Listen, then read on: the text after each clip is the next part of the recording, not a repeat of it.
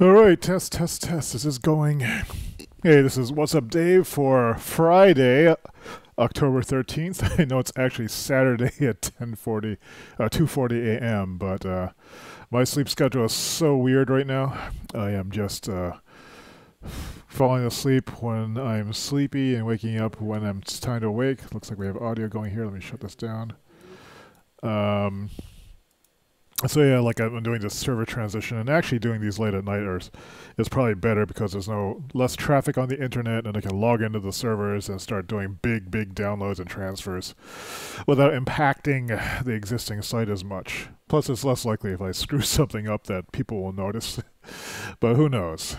Anyway, so it's going to be something I had to do all this weekend, so I'm not really that happy about doing that, but it's something I made a commitment to, and I'm trying to remember that and maintain a positive attitude. I'm drinking this terrible 0-calorie cream soda. It tastes nothing like cream soda. Tastes like you smell someone drinking a real cream soda in a room that smells like machine oil. That's kind of how it feels. So anyway, what are we talking about today? So, other than the server transition stuff, which is like kind of derailed all of my other personal projects. So again, this is something that's creating a little bit of, how would I say? Yeah, that's where some of the depression. Yeah, I feel like I'm like losing time on this. I tell myself that this is just temporary. But what I did yesterday is I started working on like handling, like, how am I going to categorize all this nail polish stuff? And for those of you who don't know, like, I've been getting into nail polish. I just got a whole bunch of them the other day. Like, I've been doing this for, I think, maybe 8 weeks. I started by painting one fingernail, and then, like, I started painting other ones as I was starting playing with colors and stuff like this. And this is part of an overall sort of personal style upgrade. One of the things that occurred to me fairly recently was that in the gender identity world, like, I am non-binary. I don't identify as male. And it's just a weird thing to say because biologically, obviously, I am one. So, like, making a reconciling the difference between, like, okay, who am I on the inside, versus who am I on the outside, that's been kind of an overall, kind of struggle that I've been dealing with for quite a long time, but not sure really what was going on until I started seeing a therapist about this. And so, the interesting parts of this, and I may start writing about this now that I'm kind of out about it, is, well, what do you do about it? I mean, you look like this. If you look like this, and you're comfortable with this, and other people are comfortable with it, how do you engineer a change such that you can feel that you're more yourself, and then at the same time, at least for my concerns, not freak everybody out or somehow like have this work against me. That's kind of the selfish way of looking at it. So one interesting thing is like, well, like, I can start playing with nail polish. What I can do is, instead of me trying to conform to, like, as a male, like, I'm allowed to like these certain things, I can start crossing those social gender lines. And, like, although I'm not very comfortable about it now, like, the nail polish thing has been interesting. And it happens to work in with color theory, which as a designer is very interesting to me. And as a designer, and as a game developer, and as someone who just likes creating imaginative worlds, at least in my head. It's an interesting design exercise in itself. Like, I've never thought about how to design a persona, like, and actually live it.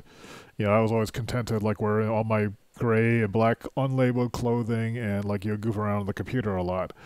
But how do you take what's inside of your head and turn it into something that you can express in the world? And so this is like a style issue. And so now I've become much more aware, and this has been a trend actually.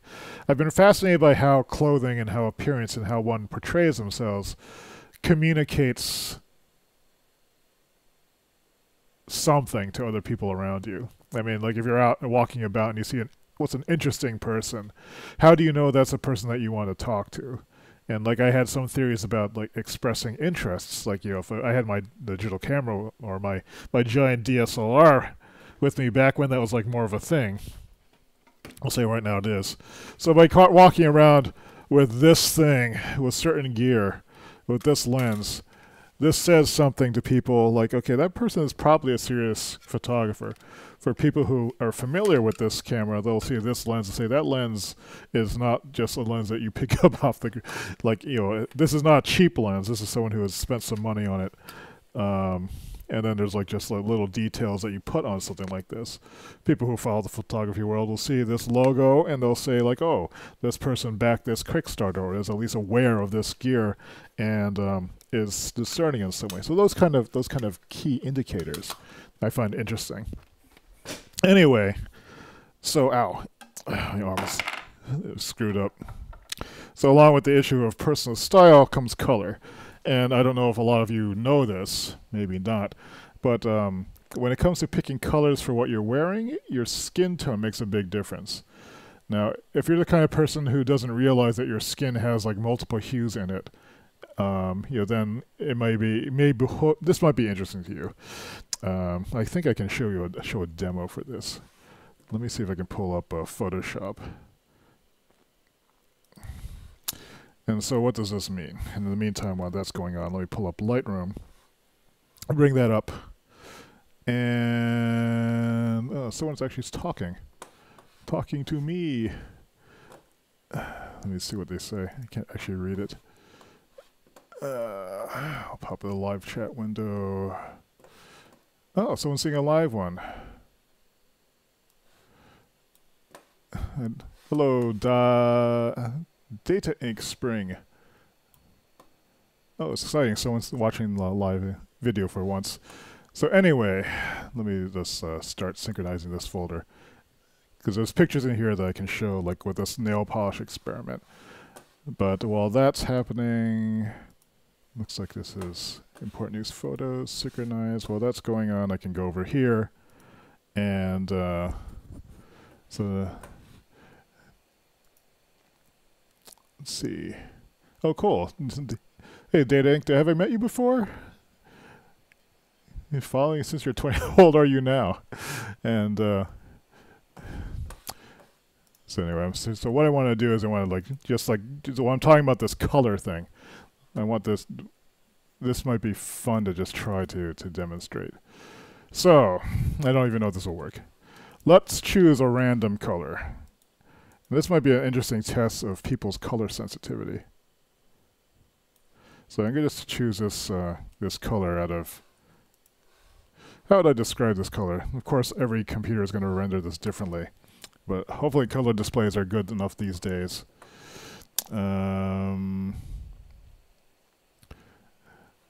Yeah, Data Ink is doing database management homework for his or her master's degree. So that means you must be like, wow, so maybe you're 24, 26? I don't remember how old things are. How old people have to be now to get their master's degree. Maybe you can get them into high school now, for all I know. So anyway, here I'm looking at this color. Let's see if that's showing up. So what color goes with this? If you're familiar with color theory, you may be familiar with the color wheel. But instead of looking at the color wheel, let's just do some experiments. Let's just draw a color here. And let's see. So, these colors, do they match? Do they go with each other? The way that the colors work with each other depends on a lot of things. One of them is like how much color is there. One of them is how much tone is there. So I mean this looks like it might be a flag. I would describe this yellow color in the background. Tonally, these are about the same. And by tonally, I mean they're about the same amount of brightness. So one thing if I put this in grayscale mode, is there an adjustment layer I can do now? In the olden days, I would actually have to, let's put this layer. So if I drain all the saturation out of this, you can see that these colors are not too much different. The tone is, how bright it is. And so there's not a huge amount of contrast there. What I could do, though, is I could modify this color so it's maybe more similar. I mean, so now it looks like you can see there's a lot of yellow with this middle color here versus over here. So they kind of look like the same group. So, and this is an example of what you're seeing, kind of just more variation on tone. And then, like, what I can do up here is if I, well, let me undo what I just did here. Let's start it again. What if I change the lightness so it's about the same? And so let me see if I can find. So what happens is I do this, is that you start to see, and I should turn this layer back on. What I want to do is adjust this hue layer in here so the tone is the same. So I'm going to increase its lightness until it disappears, so you can just barely see it. Now you can't see it at all. I'm going to disable the hue thing. So now this is a color now that the hues are very similar. You can see there's about an equal amount of white in each one. I'm going to increase the contrast here and see if that makes a difference. Yeah, so like one thing to note is like as you increase the intensity of color, like that, the hue doesn't change. So if I just drain all the color information out of this, like the actual intensity of the color doesn't change. That's something important to note if you're picking colors or something like this. In this case, the green is really coming forward. And it's also useful to know that this green would never print. If I turn on CMYK preview, which is proof setup, that's weird. Is it not on? Proof colors. That bright green would actually come out like this green. So that's just a side thing. But anyway, going back to this whole color issue. There's colors that, like, as you mix them together, you get different effects. Like, so with orange, the complement they say to this is blue. This is like the maximum, I would say, hue contrast. So what's the most different color that you can get from orange? It's blue. This is called the color complement, or contrasting colors. And you can do this in a way such that you still have the same tonal difference, but color is what's making the difference. Now, when you're doing interface design, you can't actually rely just on color shift. You actually, if you want something to be distinct, you actually need to modify the tone, and it looks a little bit better.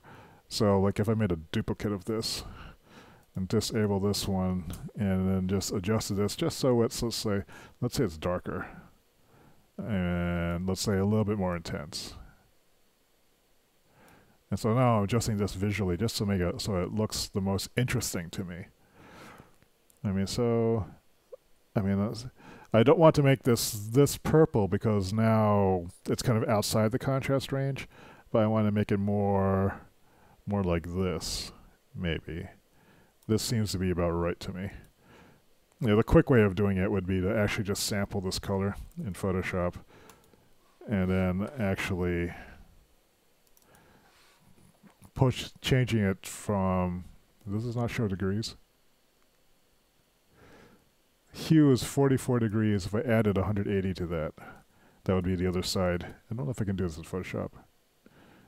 So what's 44 plus, where's my phone? Hey Siri, what is 44 plus 180? 44 plus 180 is 224. So this should be the exact opposite hue. And so now if I fill this with that color,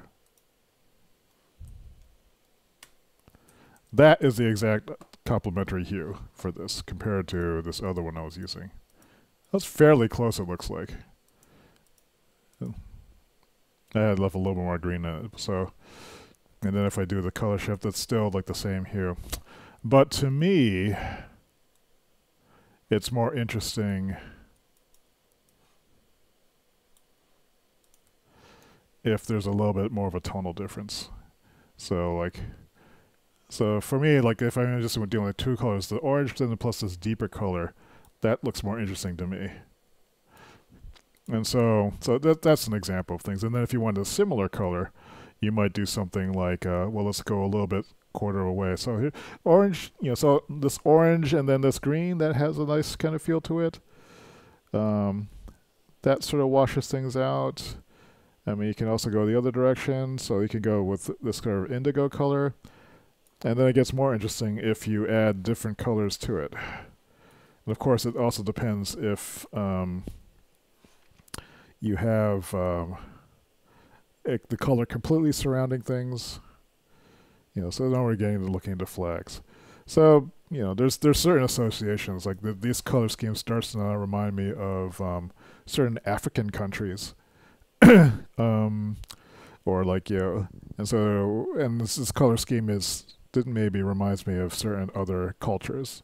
This is not a color scheme I would ordinarily associate with a Western country, unless the background was actually like white or something like that. So if it was like, is it was white? So now it looks like a sports team or a sock or something like that. So this orange color, I guess I associate with African nations. Like, I'm not sure why. Color association is a big thing. Anyway, so there's a little bit of color stuff that's just basic colors. What colors go with what colors? So now going on to the nail polish side of things. So if I'm looking at what I did is like, I have a bunch of different nail polishes now. And what I'm trying to do is here I'm just looking at the coverage. So like these happen to be for some different. These are all, the ones on the top here. These were all cheap supermarket nail polishes. And so the top one is like, that's one coat, and I don't know if you can see it here, but it doesn't really cover the gray tile as much. This is like a 69 cents gray linoleum tile that I got. Before someone told me, so an actual girl told me, like, you're going to run out of space with this stuff, so you should just use cards. So these are cheap ones, and like you can see the coverage is a little bit runny. These are some more expensive ones. This one I actually like a lot. And then like these were the new ones that I got from this independent, this indie nail polish company called Super Black out of Ohio. And they have what's called holographic nail polishes that change color depending on the angle. And so one of the things is like, what color works best with my skin tone? So that's why I wanted to look at these swatches. And I can kind of eye it. This blue color here is actually one that kind of works with my skin tone. My skin tone is, because I'm Asian, let me get some more light in here. This light will affect. If I look at my skin, there's a little bit of blue, and then because I'm Asian, there's a little bit of olive in it. And I can see that because apparently I have perfect 100% color vision. And so what I'm looking for is like, what color works best against the skin? And like, so I look at this one. This one I like it just because there's much more of a bright contrast to it than metallic. This one, which I'm wearing right now, I actually for some reason like the way that this looks. I mean, it's just enough green in there such that it makes my skin look a little pinker, I think. This is like almost like a sage color. This finger anyway. This is a different color. This is this interesting green black thing. This blue didn't quite work because, again, like when I was doing the color experiment before, there's just something about it that seems too contrasty. There's nothing for it to go in with the skin. That could change though, depending on like what color clothing I'm wearing. I mean, and likewise, this purple is a little bit too red for me. I mean, I think my skin is a little bit on the darker side. And you can see kind of, I don't know if this is probably not showing up on the camera. I see green, just slight hints of green like around down the finger here. And certainly in this area here. And it looks completely different on the camera because of camera color balance issues. But what I'm trying to do is find colors that like innately appeal to my sense of color. And I think that goes a long way when you're choosing clothing that you wear. I know that there's certain colors that work well with me. I'm not very good at picking them in person yet. And then there's a whole thing with style and color. So what I want to portray about myself? One of the interesting things with the nail polish is that it's not usual for men to be wearing nail polish. And so I was curious what people would say. And it turns out that it's not really a big deal, at least not where I live around here. And I can sort of just sort of test the waters about just being non-mainstream in what I'm doing, which is like a kind of a big thing for me to be pursuing. So that's pretty exciting. But another interesting thing about the nail polish is like, if I can find the right colors that I like that work with my skin tone, then that means I can carry my color palette with me. I can say this color works well. Let me find something that works with this, and I can use it also as the basis for comparing other colors. Like this shirt that I happen to be wearing right now, I don't even know where I got it from. This shirt is actually working better with me than I recall it working. So like getting some more shirts in this color. This color picks up a little bit of the color of my current pair of glasses, which are blue. I don't know why they're so crooked. It's because I'm wearing the microphone. Now I screwed everything up. I really need to buy that really expensive, tinier microphone. This is a moderately priced one. Yeah.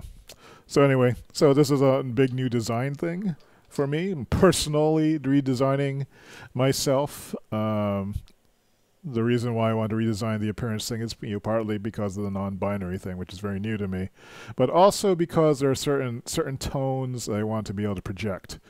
By tone, I mean there are certain values I want to project. I want to project a certain positivity and optimism that may or may not come out in my writing.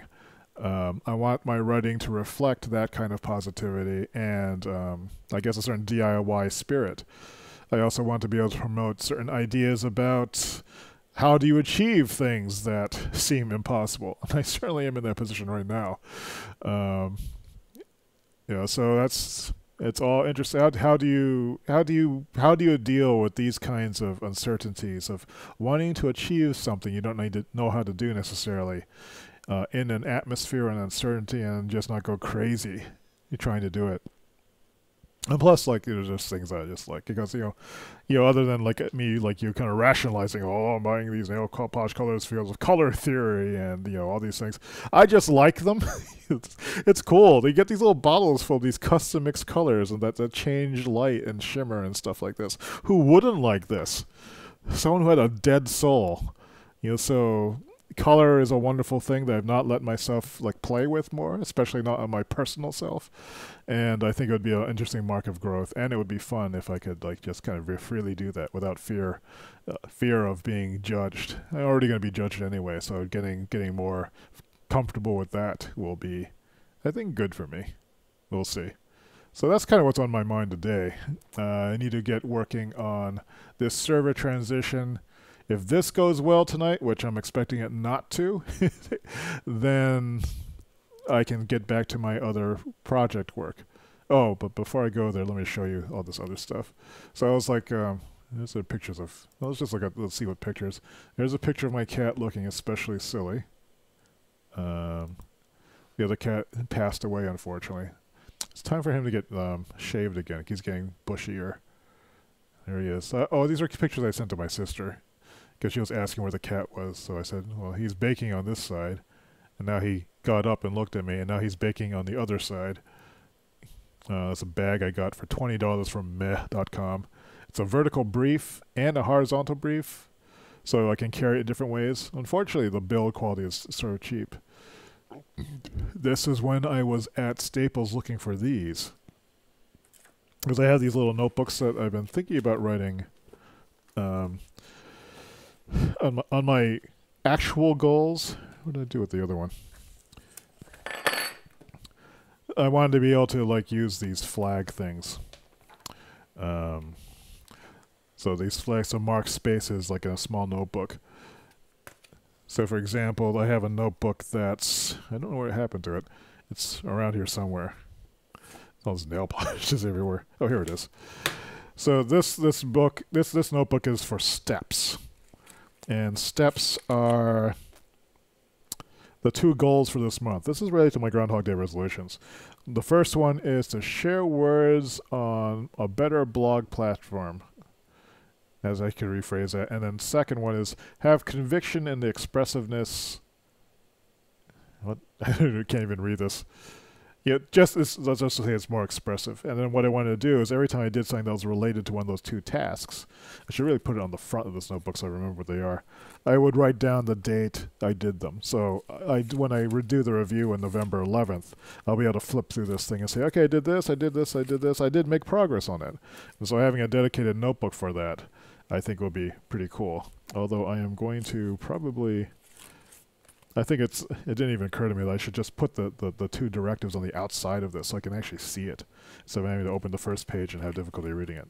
So I can typeset something and I can print it out and stick it on the front of that. But anyway, back to this screen. So I was just like at Staples and I was just marveling at all the different Post-it products there. I wanted to buy all of them and stick them on things, but I shouldn't. And it would be a waste of money. But I did buy a few of them. This is an example of some using my new vacuum sealer. I have a chamber vacuum sealer, which is like the expensive kind of vacuum sealer. What it allows you to do, instead of like being those thin ones that just suck the air out, this sucks the air all out of a chamber and then seals it and then lets the air back in. The upside of this is that the things that you are sealing can be liquid. You can't do that with the kind that sucks like air out because it sucks the water out into the pump and doesn't seal. These bags are much cheaper. The machine itself is more expensive, but I've been able to like freeze. Like I can buy chicken in bulk at cheaper. I can actually vacuum freeze, seal, and then freeze Chinese takeout food and restore it in like boiling water or just like even warm water over like a period of time, and it comes out like very nice. It's much better than microwaving it. It even doesn't work too bad for crispy stuff like the stuff in this box, in this thing. And I also made a bunch of pulled pork in the smoker, and then sealed that, and then I tested this for the restoring it in like the warm water thing. And it comes out fine. I can actually now smoke larger quantities of things and not have to eat them or fill my refrigerator up with stuff. And this opens up the possibility for doing more gourmet things, which I think would be good. This is like that tile I bought. There's some close-ups of the nail polish. So apparently, like these are the ones I got. This one on the left is it has these metallic flakes in it, and they all reflect light in different ways. This is the one I'm wearing now. This one is a purple that turns gray depending on the angle of the light on. This is another one that's it's like a red purple. This is more of a sparkly one. This is a really pure looking gold color. I don't know if I would ever wear this, but it's just such a cool color. And this is sort of like a murky, almost like a translucent layer that has sparkles in it. So apparently people like will mix and match and layer these in different ways. The entire nail polish world is tremendously large. I never knew how big it was, what kind of effort and art people are putting into making perfect nails or putting nail art on it, or there's all these technologies on it that people that use like films and like transfers and special. It's amazing. It's totally amazing. Just from a nerdy perspective, it's really cool to get into. Oh, these when you ship these things, apparently they screw these on really tight, and actually needed a plumber's wrench to open them up because I'm weak. So I was just taking various pictures of this setup for, like this is the one I put on Instagram. This is like a local co-working event in the public library. This is the view from outside. You can see like the northern part of Main Street. So tomorrow there's Art Walk is happening, which is like our region's local art festival, I guess you could say. So there'll be a bunch of artists downtown, so some of my friends will be exhibiting things, so I'll probably make that walk down there if I'm up. It's 3 a.m. now. I'm about to do a few hours work of server transition work, and we'll see. So that's kind of what's going on. Today I also went to look for more things to make these swatches on. So my sister's friend Sarah was saying that her daughter actually has thousands of nail polishes, and she files them on. She swatches. Apparently, what I was doing with this tile thing, it's called swatching, and like there's a huge swatching community, and I'm not doing it right. And so because there are so many combinations, so she's also saying like, even if you have three, like if you have 5 nail polishes, you can combine them like in 50 different ways, and that means you need 50 different swatches. And it's just for the sheer efficiency of storing the swatches for later reference, which is why I made this thing. I only have like 16 of these right now. But if you have 1,000 of them and you're doing combinations, you have this giant explosion of colors that you need, that you want to reference. And so this has become a fascinating organizational problem. I'm actually thinking about having a special print run done to create some index cards that will help me swatch in the way that I want to. Plus, it might just be fun to try out some of their new printing technologies. Like my local printer, Paper Graphics up in Merrimack, they just got a new digital press in, which has a 5th color on it. So it's the usual 4 colors for reproduction are cyan, magenta, yellow, and black, CMYK. But their 5th color can be loaded with metallics, or it can be used for spot varnish. So what I'm thinking it can do is I can run in some cardstock, have it trimmed down to size. It won't be that expensive, I think.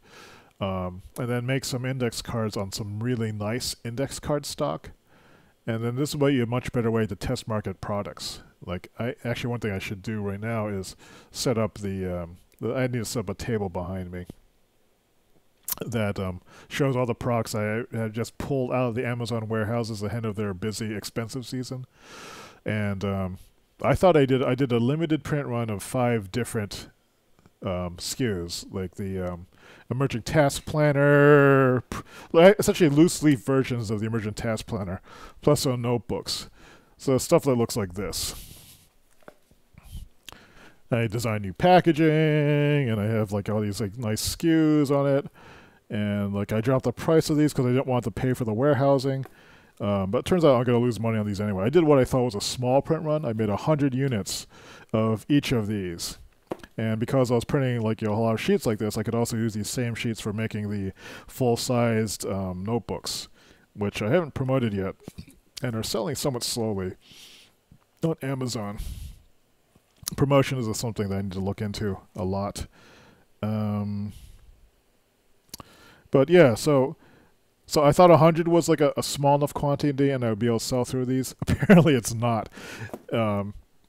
So like I'm going to take a bath on these.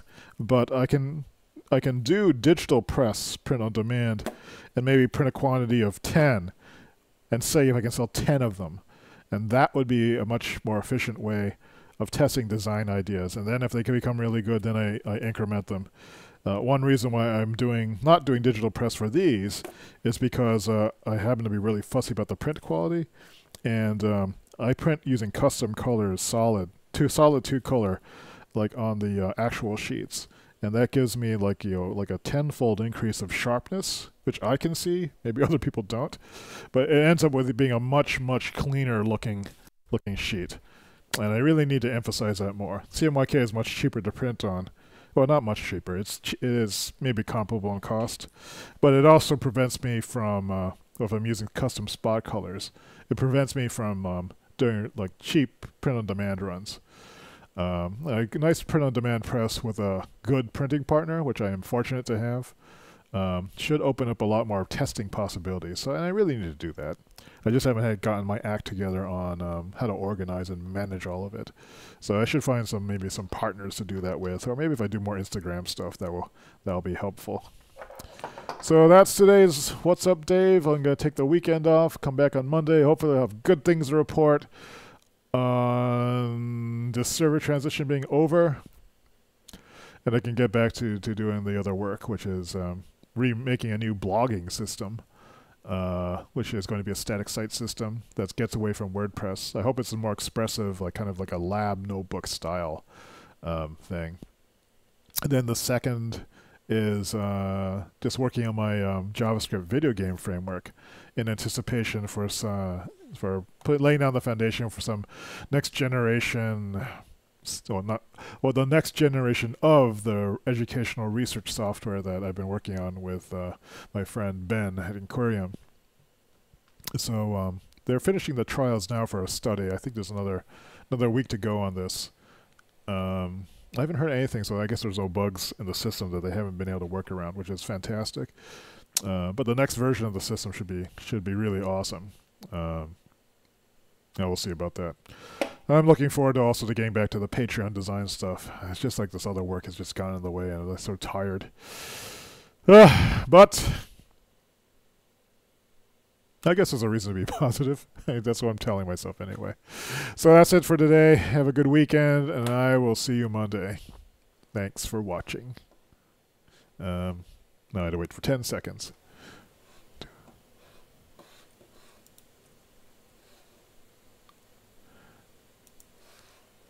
Closing all these things out. How come I can't get Chrome back? I lost my page.